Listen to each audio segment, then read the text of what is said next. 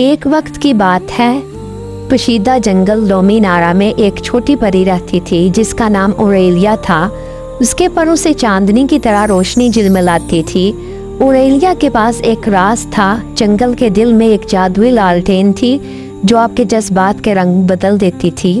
ایک دن لالٹین کی روشنی مدھم ہو گئی، جنگل کی چمک دھندلی ہو گئی اور پھول سوکھنے لگے۔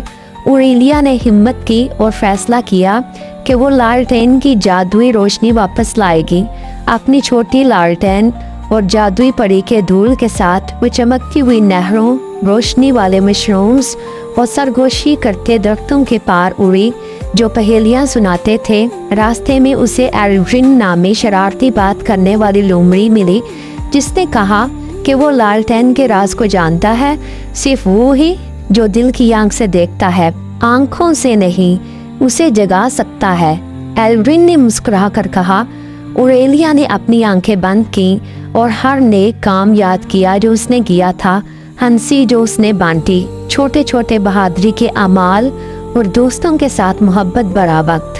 اچانک لالٹین روشنی سے بھر گئی اور جنگل کو ایسے رنگوں سے سجایا کہ انسان نے کبھی نہ دیکھے تھے۔ جنگل نے ناچنا شروع کیا، پھول گانے لگے اور اوریلیا نے جانا کہ جادو صرف لالٹین میں نہیں تھا، یہ اس کے دل کے اندر تھا۔ اور اس دن کے بعد لومینارا کی ہر پری نے سیکھا، دل سب سے طاقتور جادو ہے۔